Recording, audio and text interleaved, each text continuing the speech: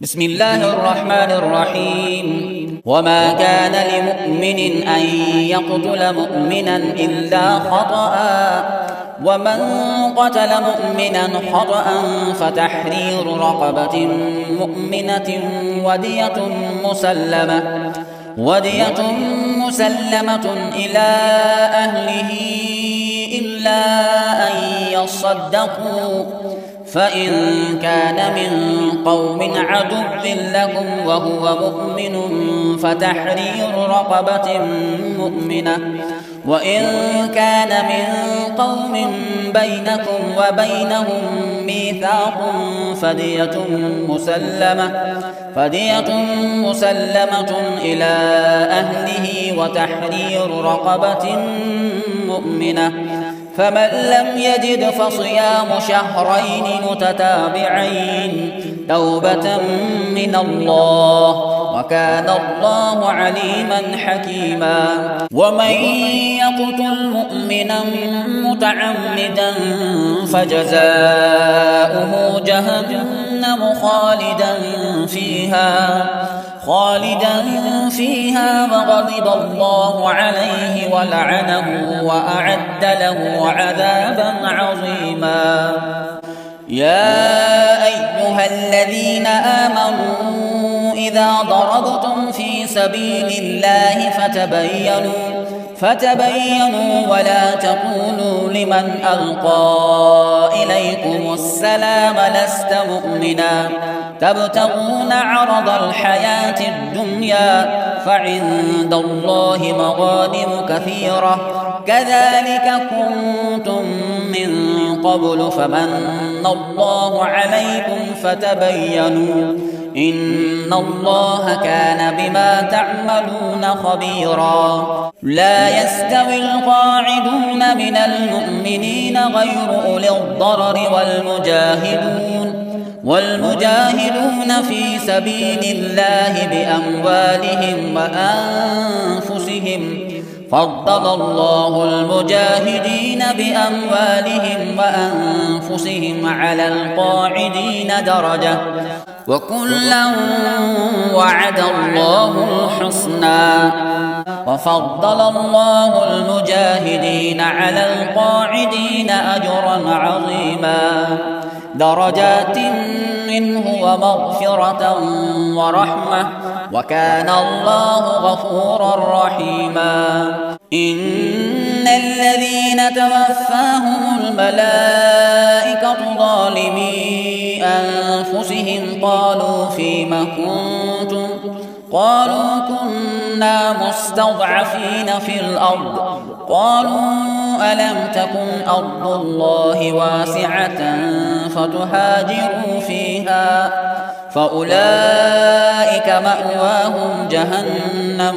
وساءت مصيرا. إلا المستضعفين من الرجال والنساء والولدان لا يستطيعون حيلة ولا يهتدون سبيلا، فأولئك عسى الله أن يعفو عنهم وكان الله عفوا غفورا. ومن يهاجر في سبيل الله يجد في الأرض مراغما كثيرا وسعة، ومن يخرج من بيته مهاجرا إلى الله ورسوله ثم يدركه الموت فقد وقع أجره على الله، وكان الله غفورا رحيما. وإذا ضربتم في الأرض فليس عليكم جناح أن تقصروا من الصلاة إن خفتم أن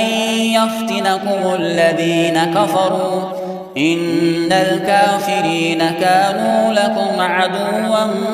مبينا. وإذا كنت فيهم فأقمت لهم الصلاة فلتقم طائفة منهم معك وليأخذوا أسلحتهم فإذا سجدوا فليكونوا من ورائكم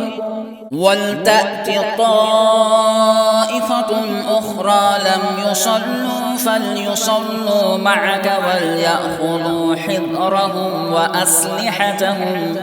ود الذين كفروا لو تغفلون عن أسلحتكم وأمتعتكم فيميلون عليكم ميلة واحدة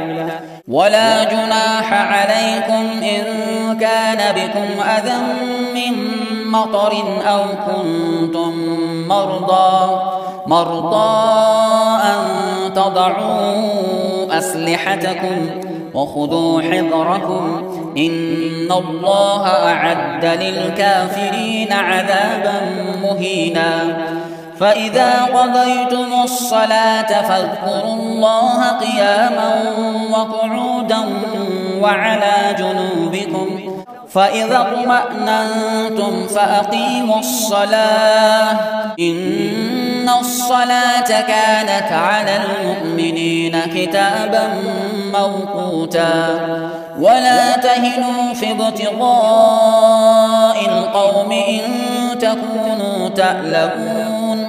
إن تكونوا تألمون فإنهم يألمون كما تألمون وترجون من الله ما لا يرجون وكان الله عليما حكيما إنا أنزلنا إليك الكتاب بالحق لتحكم بين الناس بما أراك الله ولا تكن للخائنين خصيما واستغفر الله إن الله كان غفورا رحيما ولا تجادل عن الذين يختانون أنفسهم إن الله لا يحب من كان خوانا أثيما يستخفون من الناس ولا يستخفون من الله وهو معهم إذ يبيتون ما لا يرضى من القول وكان الله بما يعملون محيطا ها أنتم هؤلاء جادلتم عنهم في الحياة الدنيا فمن يجادل الله عنهم يوم القيامة أم من يكون عليهم وكيلا ومن يعمل سوءا أو يظلم نفسه ثم يستغفر الله يجد الله غفورا رحيما ومن يكسب إثما فإنما يكسبه على نفسه وكان الله عليما حكيما ومن يكسب خطيئة أو إثما ثم يرم به بريئا فقد احتمل بهتانا وإثما مبينا.